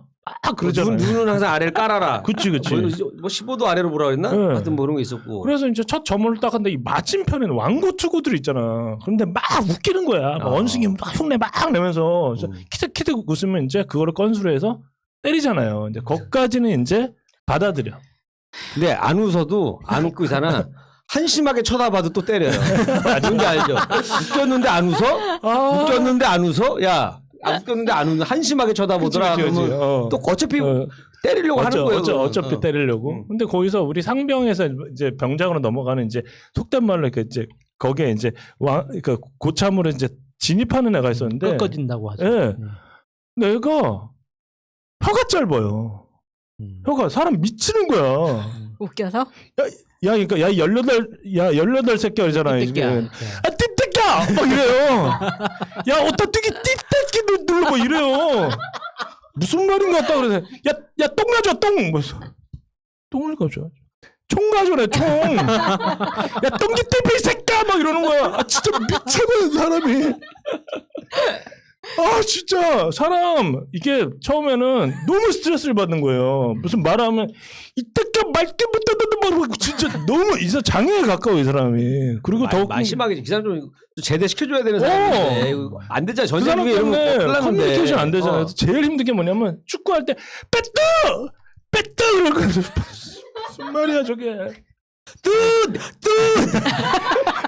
패스. 무슨 말이야. 그랬더니 애가 이제 화가 나갖고 딱 부르는 거야. 야, 옷 다 뜬 게 떡바다 안 떠? 막 이런 거 있잖아요. 나 진짜 미치는 거죠. 진짜 이게 사람이 너무 그러는데 말귀를 못 알아듣니까 군대에서는 말을 못 알았으면 네? 하면 안 돼요. 뭐 저희 때는 그래서 죄송합니다. 잘 못 알아들었습니다. 잘 못 다시 들었습니다. 말씀해 주시죠. 이렇게 해야 돼. 잘 못 알아들었습니다. 다시 말씀해 주시죠. 이때끼가 그러니까 막 사람이 그러니까 이 TH 발음 있잖아. 번데기 발음. 사람 환장하는 거예요. 그게. 그래서 막 그러다가 이제 저녁에 세면장으로 불러요. 세면장으로 불러서 때린 거야. 때렸는데 맞으면서 이제 꽝 한 대 맞고 얼뚱 시켜놓고 맞은 거예요. 맞았는데 야 계급장 뛰고 1대1로 붙을래? 막 그런 거예요. 진짜 그래도 됩니까? 또 선을 넘었네. 또 선을 넘었어. 진짜 그래도 됩니까? 이 띠빨놈이 막 이러는 거야. 그래서 그냥 던진 말이었는데 덥석 물었네. 자 그러면 지금부터 그래서 제대로 1대1로 붙었는데 코가 으스러졌어요. 걔 코가. 걔 코가 제대로 으스러졌어요. 이제 사건은 이제 거기서부터 시작이 되는 거예요. 이제. 이거 어떡하니. 이제 하극상 일어난 거 아니에요? 수통을 간 거야. 수통 하고 나도 이제 몇 대 맞아갖고 뭐 이렇게 됐죠. 야 이러고 있는데 저녁에 깨우는 거예요. 고참이. 쟤는 열받으면 이제 때리는 애다. 저녁에 이제 깨우는 거야. 근데 저녁에 3시에 깨울지 4시에 깨울지 새벽 3시에 깨울지 4시에 깨울지 모르잖아요. 그러면 깨워가지고 이병 뭐 사춘기 그러면 딱 깨워가지고 오라 그러고 한 3명이서 때리는 거예요. 그럼 3명이서 때리면 이제 얼마나 아파요. 맞는 것도 한계가 있지. 근데 이게 뭐가 있냐면 자기만의 언어 있잖아요. 진짜 입 짧은 걔. 너 걔 만나봤으면 좋겠어요. 지금 사회에서. 그리고 그런 애, 그게 뭐냐면 자기만의 언어. 그러니까 자기는 똑바로 얘기했다고 생각을 하는 거야. 그러니까 뭐가 있냐면 우리 예전에 그 호주에서 에이스가 하나 들어왔어요. 그 식당에. 그 당시에 깜짝잡하게 이효리 같이 생겼어. 이효리 같이 생겨갖고 완전 그런 거 있지. 청순 가련형이 있고 볼륨이 있고 섹시형이잖아요. 근데 완전히 그러더니 얘는 청주인가 전주인가 고향이 거기인가 봐. 그래서 무슨 영어를 하는데 뭐라고 하냐면 아이고 롱타임 노시 미스터 스미스 영어를 이렇게 해. 롱타임 노시 미스터 스미스 how are you today? I'm fine, thank you. 미스터 스미스 뭐 이래요. 예. What can I do for you? 예, take a seat. 그러니까 막 허깅을 엄청 세게 해. 막 외국 애들 오면 여기다 허그하고 그 다음에 오케이 what would you like, 미스터 스미스 뭐 이러면서 불고기? 불고기 is no good at the moment. 막 그래. 뭐 옥스밋 no good, not fresh. 그러더니 돼지갈비 is perfect and sweet, 뭐 delicious 뭐 이래. 영어를 하는데 전혀 영어 같지 않은 거야. 처음부터 끝까지 그러니까 걔만의 영어인데 걔만의 영어, 걔만의 발음, 걔만의 스피드인데 자기가 그렇게 영어를 하는지 몰라. 자기 영어를 엄청 잘하는 줄 알아 진짜. 외국 애들하고 되게 친하고 막 그래가지고. 근데 이 혀 짧은 그 고참 이노마로 인해서 정말 이렇게 잠을 자는데 이게 제가 한 달을 맞았거든요. 한 달? 매일 밤마다 깨워요? 매일 맞았어요. 근데 열흘 정도 딱 지나니까 딱 누우면 가슴이 툭툭툭툭툭 해요. 너무 겁이 나. 그게 왜냐면 언제 깨울지도 모르고 잠도 안 오고 또 너무 아프잖아요. 또 매일같이 하면서 막 손이 부들부들 떨고 식은땀이 나는 거예요. 그러다가 새벽 한 3시쯤에 머리를 톡톡 쳐. 딱 일어났고 이제 또 쳐 맞는 거예요. 빡빡 이렇게 맞죠. 어디 가서? 어디 가서? 세밀성 가서 맞는 거예요. 우와, 그 다음에 그 사람들도 잠 못 자는 거 아니에요? 매일? 아니 걔는 때리려고 잠 못 자는 거 아니에요? 보초슬 때 어차피 불침번 하잖아요. 불침번. 얘가 3번 천지 얘가 5번 천지 다 모르니까 그거 그렇게 보름 딱 맞으니까 말이 없어져요. 그리고 죽고 싶은 거야 그냥. 자살하고 싶어. 죽고 싶고 내가 내 몸안에서 그 불침번을 쓰면 총으로 진짜 찔리겠더라고 이거는. 진짜 대검 딱 꼽아놓고 죽이겠더라고 진짜. 이제 그때만 해도 누구한테 잃을 사람이 없는 거죠. 아니 뭐 그때는 뭐 몇 달 맞았다고. 근데 지금은 이게 난리 날 거 아니야. 이게 이러다가 정말 한 달 정도 됐을 때는 아침에 일어나면 몸이 바서지는 거 있잖아요. 너무 진짜 극강의 그 구타를 당하다가. 예전에는 구타했다고 하면 구타 있는지 없는지 소원술이라는 걸 하거든요. 소원술이 하면 맞은 애가 맞았다고 이렇게 쓰잖아요. 그러면은 소원술이 그걸 썼다고 또 맞아요. 다 확인을 해요. 확인을 진짜 쓰라고 진짜 써? 하면서 또 혼나. 그러다가 저한테 약간 귀인이 찾아온 게 뭐냐면 내가 그때 이제 보초도 이제 못 쓰게 하는 거예요. 너무 몸에 멍이 너무 많이 되니까. 그래서 내음반에서 점호를 하면 계속 바깥으로. 거의 뭐 자살하기 일보 직전이에요. 네, 그때는 상태가 보니까. 딱 누우면 식은땀이 나고 막 계속 막 죽겠는 거예요. 이게 무슨 트라우마 때문에. 그러니까 막 피해자가 돼본 거죠. 그다음에 그러다가 타병 화장실 이렇게 낮에는 항상 정비시키고 청소시키고 그러니까 지들도 이제 쟤를 집중적으로 두드려 팼는데 애가 너무 멍이 세게 들고 자꾸 그러니까 막 이제는 언제 이제 사고가 터질 것 같은 거예요. 그러다가 감찰 참모가 타병 화장실 가끔 들어와요. 말똥 2개가. 내가 딱 걸린 거예요. 근데 너 뭐야? 그것도 깜짝 놀래요. 이 소위 말하는 아저씨가 중령이. 뭐 맹목하고 딱 있었는데 당장 쫓아오러 벗으려는 거 그 자리에서. 팬티까지 다 벗으래요. 그러더니 누가 때렸어? 제대로 걸린 거예요. 그래서 저 때문에 진짜 6명이 다 영창을 갔어요.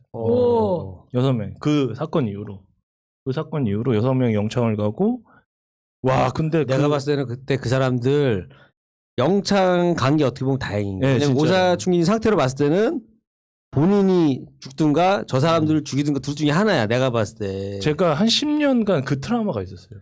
저녁에 잘 때 누가 때려서 날 때리는 그런 거 있잖아요. 막 지금도 뭐 얼굴 빨개지는데.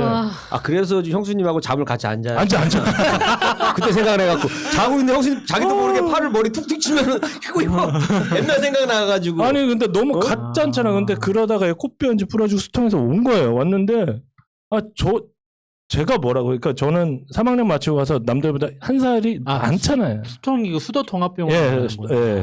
가서 왔는데 눈탱이 이만하고 왔지. 여기 다 멍들어가지고 왔는데 내가 진짜 혓달은 더됐기 때문에 이것 때문에 한 달을 맞은 거예요. 그래서 그분은 좀 면제를 시켜줬었어. 내 기분 없었어. 이렇게까지 안 되는 거 아니야. 그래갖고 그때 내 아들이었으면 진짜 가만 안 뒀을 것 같아요. 쫓아갔을 것 같아요. 그렇게 돼서 우리 엄마가 그 면회로 왔는데 우리 엄마가 그 자리에서 기절했어요. 아. 그러니까 얼굴 면회 보자마자 날 그러니까 면회를 안 시켜준 거예요. 근데 그때 뭐가 있었냐면 훈련 갔다. 뭐 쟤 있는데 옷 사춘 게 저기 작업하고 있는데 왜 그러니까 면회실에서 막 고기도 굽고 막 이러잖아요. 이렇게 한채 뭐 김밥도 갖고 있고 뭐 여자친구 나왔고 무슨 뭐도 뭐 새우깡도 여자친구는 없었습니다. 그런데 엄마 아빠가 면회를 왔는데 내 자식만 네. 갔다고 하니까 아빠는 이상한 거예요. 그때 뭐가 하늘에서 뭐가 내렸나 봐 솔직히. 그렇지 아버지가 가만 안 둘 수도 있잖아. 아니, 좀 이상한 거야. 그래서 면회를 왔는데 얘만 면회를 안 시켜주니까 이 자식들 죽여버린다고 그러면서 이제 딱 봤는데 우리 엄마가 내 얼굴 딱 보더니 기절해. 까무러친 거야 진짜. 그 정도로 나라도 아니, 그러겠다. 그러니까 얼굴이 아까다니까. 아니 근데 사진 막 찍고 막 그랬어. 나 보고 다 벗어보라고 앞으로 뒤로 사진 찍고 막. 아니 근데 아. 이해가 안 가는 게 그 뭐야 중령인가 그분이 안 봤으면 안 봤으면. 근데 왜 예. 근데 그 먹는 얼굴로 계속 돌아다녔을 거 아니에요. 아니 다른 못 사람들은- 돌아다니게 한다니까. 아, 내무반에만 가는 내무반에 있고 화장실만 가게 하고 청소만 하게 하고 그 저녁에 점호하면 걸릴까봐 그때 이제 내놓고. 그 바깥으로 네, 내놓는 내놓고. 거야. 밥은 완전- 언제 먹고? 그러니까 밥은 같이 그 사병끼리 처음 맞은 거 이게 뭐가 중요해? 쟤도 맞았고 쟤도 맞았고 쟤도 맞았는데 근데 내가 매우 심하게 매우 조직적으로 그렇게 맞았는데 나는 다른 게 힘든 게 아니라 우리 엄마가 내 눈앞에서 기절을 해버린 거야. 그냥 기절을. 자기 자식 군대 나는데 멀쩡한 놈이 그렇죠. 누구 말만 따라 내가 좀 욕을 좀 쓴다면 얼굴이 십창이 된 거야 진짜. 진짜. 그렇게 돼서 하니까 엄마는 이제 그 자리에서 막 아, 뭐 이렇게 진짜 그 거품 아우, 물고. 예전에 군대가 진짜 이랬습니다 진짜. 아우. 일단은 그렇게 돼서 내가 그때 이제 처음으로 피해자란 게 이런 거구나. 피해자란 게 얼마나 고통스러워. 난 딱 한 달 그렇게 괴롭힘 당했는데. 야, 그래서 정말 그 이후로부터 남 괴롭히고 이런 거 하지 말고 베풀고 봉사하고 이렇게 살아야 되겠구나라고 생각을 했습니다. 모범 시민. 제 얘기는 여기까지 진짜로. 하겠습니다. 야 모범 시민이 됐네. 그 역경을 이겨내서 지금 축하드립니다. 지금 흥분됐어요. 축하드립니다. 얘기해 네잎 한탄 만드는 방법 또 구체적으로 알려드릴까요? 아니 실무센터에 연락하면은 그분들 다 진짜 예. 이 옷다 뜸기 띠떼기 진짜 만나보고 싶어 진짜. 제 얘기는 여기까지 하겠습니다. 자, 네버엔딩 스토리 이번 주 주제는 모범 시민, 모범 택시 이런 모범 관련된 사적 복수 그 관련해서 이야기를 하고 있는데요. 제가 지금은 굉장히 사적 복수를 하고 싶어하는 사람이 됐어요. 근데 이 이전에 오사축기. 아 그래서 태영 청장이 어. 직접 취임하셨다고. 그 캐릭터 굉장히 마음에 들고, 근데 이전에는 왜 교과서처럼 아이를 그렇게 키우면 위험한가? 제가 정말 위험할 뻔했었거든요. 그걸 지금까지도 굉장히 순간순간 느끼면서 방송에서도 몇 번 이야기를 했었는데 그런 몇 가지 기억 나는 장면들이 있어요. 근데 그 중에 하나가 뭐냐면 학교에서 쓰레기를 길에 버리지 말고 보이는 쓰레기가 있으면 주워라. 이제 이런 거를 시키잖아. 내가 학교 끝나고 집까지 가는 사이에 학원 끝나고 집에 가면은 전라남도청 그 유명한 그 5.18 막 그 하얀 예. 건물 있잖아요. 그 앞에를 지나가요. 야 그 광주 부자들만 산다는 그 거리. 강주의 로데오. 예. 예. 거기를 지나가는데 예. 쓰레기가 있잖아. 그럼 그걸 내가 다 줍고 다녔어. 오. 그래서 집에 오면 손이 시커먼 거야. 박수. 야, 우리의 마차님. 야. 진짜 말만 들어도 답답하다. 야, 대단해. 야, 대단하셨. 진짜. 딱 우리 작은 누나가 이랬어요. 야, 도청. 네, 그래가지고 강제 압구정. 아. 그게 초등학교 저학년 때 그랬고 나중에 이제 한 4, 5학년 되면서는 안 했는데 나중에는 이제 왜냐면 이게 너무 많은 거야. 너무 많고 나중에는 쓰레기가 안 보이면 이제 청소부 아저씨가 뭐 한번 지나가면 이제 쓰레기 없잖아요. 그러면 은행잎도 주웠어 내가. 근데 은행잎이 냄새. 뭐 냄새는 둘째치고 은행잎이 쓰레기보다 훨씬 시커먼 거예요. 이파리가. 아 만지면. 그래서 막 학교만 갔다 오면 애가 막 이렇게 범벅이 돼 있으니까 엄마가 도대체 너무 어디 갔다 오냐고. 능마주기 하고 오냐. 뭐 어디 뭐 연탄 배달하고 온 줄 알았겠네요. 새까매가지고. 나는 그게 맞는 거라고 생각했거든요. 그러니까 교육이 이렇게 될 수도 있어. 그러니까 사람이 이렇게 안 변합니다. 아 요즘도 주서요? 아니, 변했지 확. 아 변했다고. 그 뒤에는 놀이터에서 맞고 들어오고 막 이런 거 있잖아요. 그러니까 다른 동네에 놀이터를 갔어. 근데 이제 뭐 그 전만 해도 그런 게 있었죠. 그쵸. 남의 구역에 넘어간 거야. 뭔지 알죠? 남의 구역이야. 너 어느 학교에야? 그러니까. 거기서부터 맞잖아. 그래서 이제 뭐 친척 집에 놀러 가거나 해서 놀이터에서 놀았는데 내가 그네를 뺏기거나 막 하면서 이제 한 대 맞았다. 그러면 이제 집에 막 씩씩거리고 들어오거나 울고 들어오면 이제 동생이나 이제 친척들이 이제 막 가서 막 또 막 해주고 막 이러잖아요. 어렸을 때 막 가서 싸워주고 막 이러는데 주로 맞는 거였어. 항상 피해자. 그런 참 짠하다 진짜. 그리고 한 번은 윗집 애가 나랑 같이 인형놀이를 하고 갔는데 인형을 빌려달라고 해서 갔는데 나중에 걔가 내가 인형 돌려달라 그랬더니 그거 자기 인형이라고 한 거예요. 그럼 거기서 그거 인형을 가져와야 되잖아. 울면서 내려와. 그러면 뺏겼다고. 그러면 이제 집에 와서 누군가 일릴 사람이 있으니까 집에서 그러면 이제 막내 삼촌이 그땐 같이 살았어가지고 삼촌이 가서 은행을 인형을 이제 가지고 온단 말이에요. 근데 그런 식으로 살다 보니까 항상 네가 큰언니께 양보해야지, 네가 먼저 사과해야지, 막 이런 것들이 나중에는 이게 중학교 1학년 때 내 친구가 싫어라는 말을 들었을 때 나도 싫어라는 말을 할 수 있구나를 그때 알았다니까.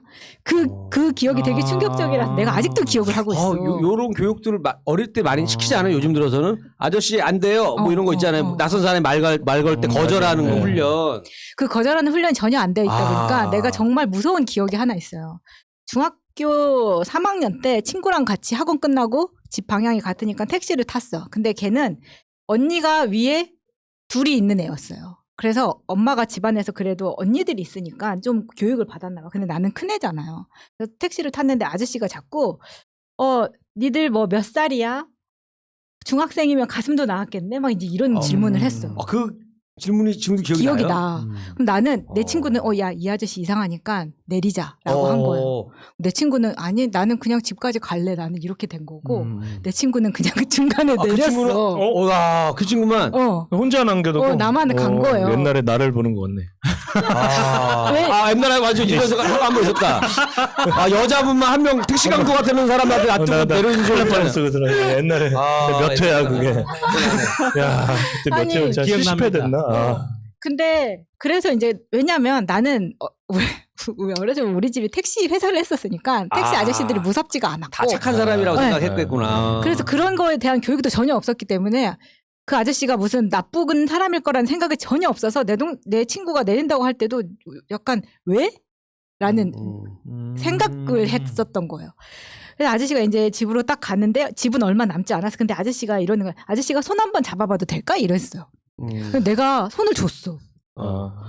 거마짜리 손 한번 잡아봐도 나오나. 근데 내가 지금 생각하면 그게 너무 오싹한 거예요. 근데 오싹하죠. 집이 딱 도착해서 나는 그냥 내렸어. 근데 거기서 사건이 종료가 됐어. 사고가 나지 않았는데 내가 지금 생각하면 거기서 내가 왜 친구랑 같이 안 내렸지? 내가 왜 아니 싫어요? 라는 말을 못했지? 이런 것들이 나중에 생각하면 진짜 막 아차 싶을 때가 많은 거예요. 근데 지금은 막 엄청 하잖아요. 지금 장난 아니죠. 지금은 참지 않아. 멱살 잡고 막 장난 아니죠 지금. 돌로 찍고 해. 촛대 까고 막. 근데 안에서 허리띠 풀러가지고 목을 막 쫄고 막 이래. 지금은 박수. 지금은. 그러니까 그래서 내가 그걸 이제 나중에 대학생이 되고 사회에 나갔을 때 내가 이제 뭐 초중 고등학교 때 그게 확 바뀌지 않으니까 정작 집을 떠나 나왔을 때 내가 어디서 맞지는 않지만 되게 막 불합리한 일을 당하고 들어왔을 때 집에서 누가 나 대신 싸워줄 사람이 없는 거야. 엄마 아빠도 그렇고 뭐 집에 이제 삼촌도 더 이상 없고 나는 오빠도 없고 막 하다 보니까 그래서 나중에 집이 이제 우리 집이 또 갑자기 급격하게 안 좋아졌잖아요. 그러다 보니까 막 오만 것들이 다 내 짐이 되는 거예요. 네 잘못인 것 같고. 그래서 그때 대학생 때 이런 생각해서 나 그냥 어디 입양됐으면 좋겠다. 대학생 때. 다 커가지고. 제가 요즘 그래. 어디 입양되고 싶어. 내가 입양해주세요. 내가 요즘 그래. 내가. 나 아버지로 잘 모실게. 그래서 이제 지금 생각하면 막 그 고등학교 때 그런 드라마 그러니까 영화 같은 데서 보면은 고등학생도 주유소에서 막 알바하고 막 비트 같은 데서 보면 막 그런 센 고등학생들 있잖아요. 내 주위에는 그런 애들이 아예 없었기 때문에 그런 걸 되게 하고 싶었었거든. 지금 생각하면 그런 걸 좀 사람이 막 굴러봐야 좀 세지는데 그리고 내가 불합리한 일을 당했을 때 내 목소리를 낼 수가 있는데 진짜 그걸 못했던 거예요. 아버지한테 예전에 우리 모래시계 보면 고현정 옆에 이정재가 있잖아. 제 따라라 제이로 나오는데 어렸을 때 아버님이 이런 보디가드 한두 명 붙여줬었으면 참 좋았을 텐데. 아 그러면 그 사회적으로 성장하는 게 점점 늦어진다니까. 왜냐면 그 보디가드가 없으면 난 너무 바보가 되는 거야. 그래서 나중에 이제 그 프랑스에 있고 막 그럴 땐 특히 중국 애들이 정말 드세잖아요. 그러니까 좀 강하게 키운 애들이 특히나 외국 생활할 때 자기 목소리를 낼 수 있어. 왜냐면 외국 나가면 내 거는 내가 챙겨야지 남이 챙겨주는 게 없단 말이에요. 네. 근데 나는 그걸 진짜 못하는 거야. 내 걸 내가 달라고도 못하는 거야. 목소리도 가뜩이나 작지, 이 체격도 작지. 그러니까 가다 보면 나는 스킵돼.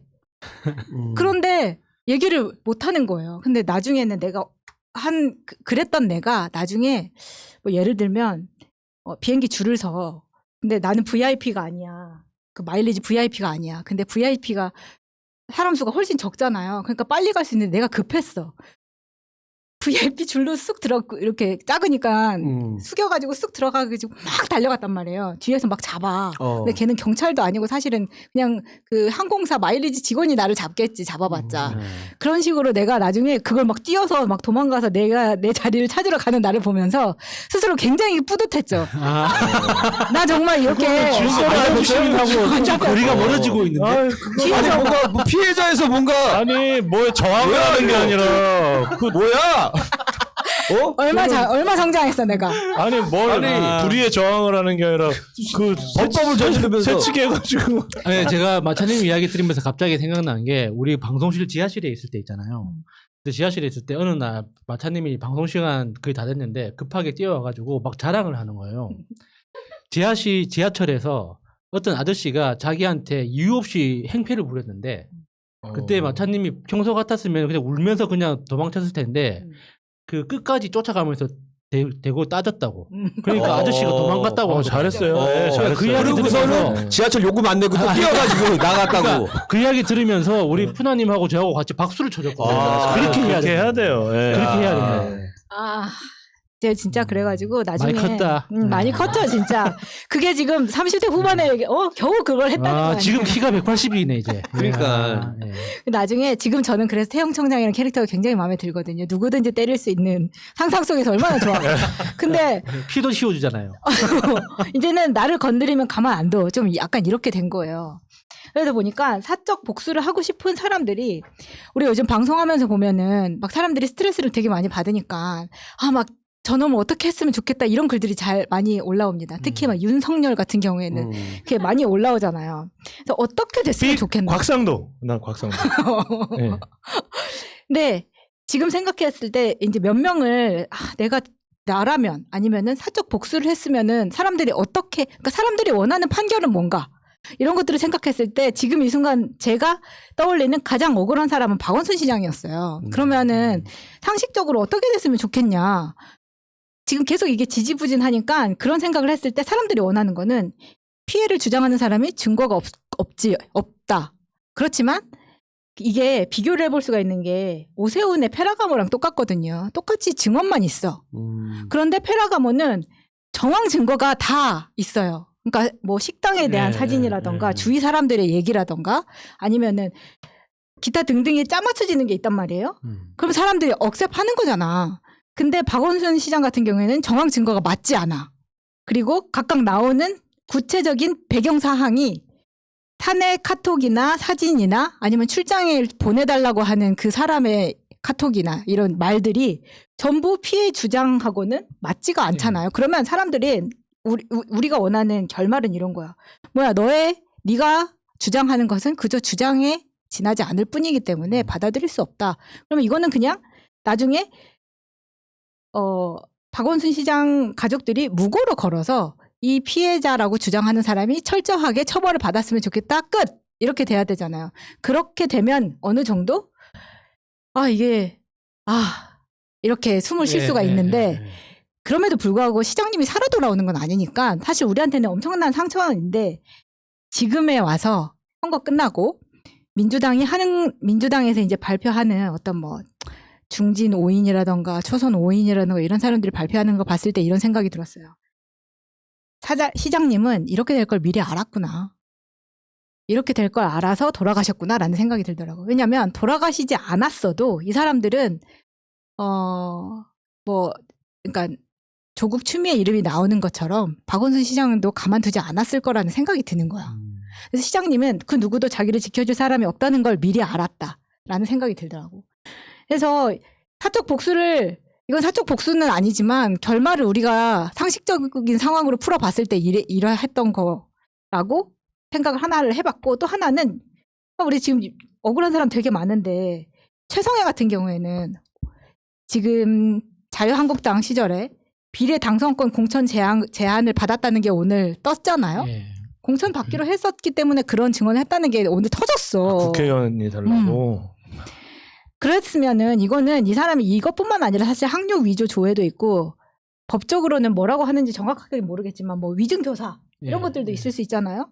그러면 이게 형사처벌이 막 우리가 원하는 것처럼 막 10년씩 처벌가 넣고 싶지만 그게 안 된다면 민사로라도 어떤 명예훼손에 대해서 처벌을 하고 싶은데 이거는 우리 맘대로 되는 게 아니라 조국국 장관님이 결정을 해야 되는 거잖아요. 그리고 그걸 그렇게 하라고 우리가 푸시할 수 있는 것도 아니라고 생각이 들어.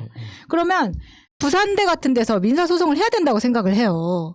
부산대가 동양대 표창장 가지고 당락을 좌우할 수 있는 학교냐 아님에도 불구하고 이런 식으로 학교의 명예를 깎아먹은 것도 있다고 생각해.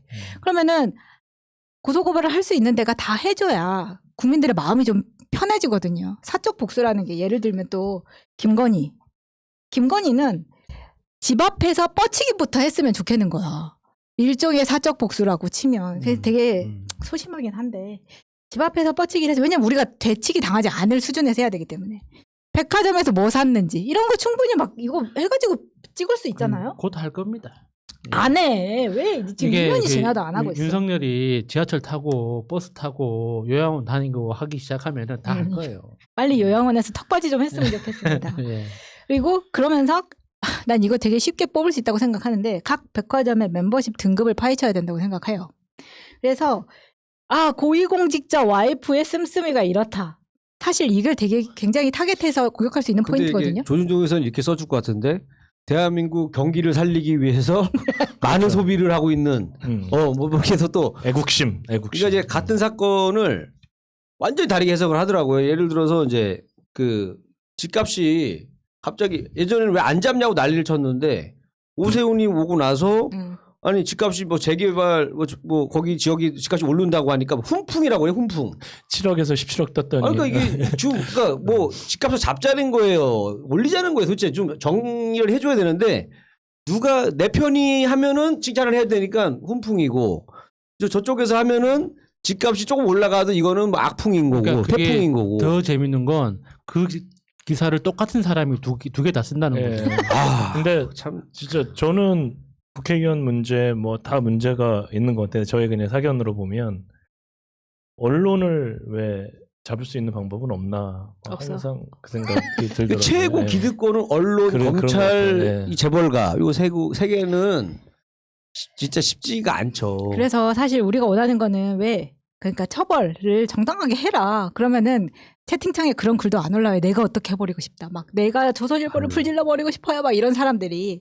그래서 그거를 못하게 하려면 그러니까 사람들이 계속 머리를 쓰잖아요. 뭐 미디어 바우처를 하게 해주세요. 이런 것들이 해야 되는데 이게 지금 막 끌어오르는데 할 수 없으면 사적 복수가 등장할 수밖에 없다는 거예요. 그러니까 최근에도 그거 있잖아요. 그 주차장에다가 차 세우는데 그러니까 2대 세울 자리를 한가운데다 차를 세우는 거야. 내 차는 소중하니까. 벤츠. 벤츠 엄청 이슈가 됐는데 그거 보고 나서 사람들이 야 너네만 그런 게 아니야 우리 동네에도 있어요. 올렸는데 엄청 많은 거예요. 그러니까 사람들이 이기주의가 그냥 그게 예전부터 내가 그때도 그랬잖아요. 이게 사유재산이라고 해갖고 저딴 거 붙이면 바로 끌고 가서 그냥 폐차를 하든 뭘 했으면 누가 그렇게 세우겠어요. 못 건들게 하는 거예요. 그냥 나 하나 편하게 타고 내리고 하려고 그렇게 하는데 이거를 통제할 게 없는 거야, 법이. 차라리 저렇게 하면 주차 금지를 시키든 벌금을 때리든 견인 조치를 하든 견인을 사진 찍어서 견인해 간다면 아무도 안 해요. 그런 걸 좀 법을 만들어야 돼 안 만들잖아. 세게 해줬으면 좋겠는 거지. 그러니까 하다못해 맨날 그러니까 거기 그 주차장 입구에다 내 차로 가로막아. 뭐 처리가 안 돼요.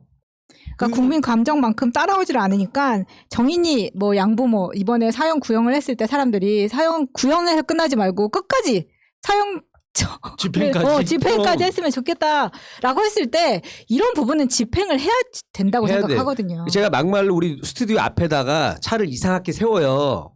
못 건드려요. 신고해도 안 끌고 간다니까요. 그리고 내 연락처도 없어. 경찰에 신고하잖아요. 뭐라고 하냐면 이거 렌트카네요. 그러면 렌트카까지 알아보고 끝이야. 그 다음 조치를 안 해요. 그리고 얘네 처리를 뭐 견인시키고 이걸 안 해. 사유재산인데 우리가 어떻게 하냐고 하고 끝나. 그러니까 뭐 아무런 도움이 안 되고 그러니까 법이 없어요. 그러니까 아무데나 차를 세우면 돼. 주차장이야. 주차장인데 운전 미숙으로 주차를 잘못한 거 이거네.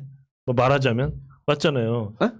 이게 처벌할 수 없는 수준이라는 거 그러니까 아니에요? 처벌이 그러니까 주차장이잖아요. 이 주차를 하는데 제자리에 쏙 돼야 되는데 이 사람은 나쁘게 얘기하면 그러니까 그건 좀 복잡하죠. 자기가 빠져나가려고 그러니까 운전 미숙으로 그러니까 아파트 어떻게 같은 경우는 그 아파트라는 공간 자체가 사유지잖아요. 사유지 안에서는 그러니까 일반적인 법률이 적용되는 게 안 아니라 돼요. 그 사유지 맞아요. 내에서 만든 규칙이 먼저 적용이 돼요. 맞아. 그래요. 그렇게 되더라고요. 예. 그래서 이게 오히려 내가 법이 제대로 안 돼 있으니까 맨날 당사자들끼리 싸우는 거예요. 이제 그러면 이제 승질 있는 애가 가가지고 왜 차를 이렇게 세웁니까 하면서 싸우면 얘네 둘이 싸움 나는 거예요. 결국은 네, 마동석 네, 얘기죠. 네, 그런 생각을 해봤습니다. 제 얘기는 여기까지 하겠습니다. 네. 자, 네버엔딩 스토리. 자, 오늘은 모범 시민이라는 주제로 얘기를 해봤습니다. 진짜 이게 사실 이게 그냥 어떻게 보면 되게 간단한 건데, 그죠? 죄 안 짓고 그냥 내가 남한테 피해 안 주고 살면 되는 거라고 우리는 생각하잖아요. 그죠? 그래서 우리 앞으로를 위해서는 우리 뭐 시민들만 모범 시민으로 되는 게 아니라 이제 우리 정치하시는 분들도 모범 시민의 자세로 사셔야 된다. 특히나 우리 민주당 분들은 앞으로도 더욱더 바른 생활 사나이가 돼야 그렇게 해야 다음 대통령 선거에서 분명히 이길 수 있다고 생각합니다. 왜냐하면 이 작은 거 하나 아시잖아요. 그죠? 편파로 한다는 걸 뻔히 알면서 미끼를 주면 안 돼요. 맞아. 미끼를 자꾸 조그만 거라도 자꾸 요 정도는 괜찮겠지. 쟤네는 더 심한 것도 하니까 하면서 자꾸 조그만 거 걸리다 보면 그거를 얘네가 뻥튀기 튀기듯이 엄청 튀겨서 기사가 나오잖아요. 조그만 쌀 하나였는데 뻥 하고 나니까 정말 크게 그냥 튀겨가지고 사람들은 그것만 기억한단 말이에요. 그래서 오히려 당하니까 더 몇 배로 더 조심을 하셔야 된다. 이제 뭐 대선도 이제 뭐 10개월밖에 안 남았다고 하잖아요. 그러니까 우리는 모범 시민이 되고 우리 또 정치하시는 분들 모범 시민이 되셔서 다음 우리 대선을 잘 준비해 주셨으면 좋겠습니다. 자, 우리 네버엔딩 스토리는 다음 주에 또 새로운 주제로 인사드리겠습니다. 감사합니다. 안녕. 고맙습니다. 감사합니다.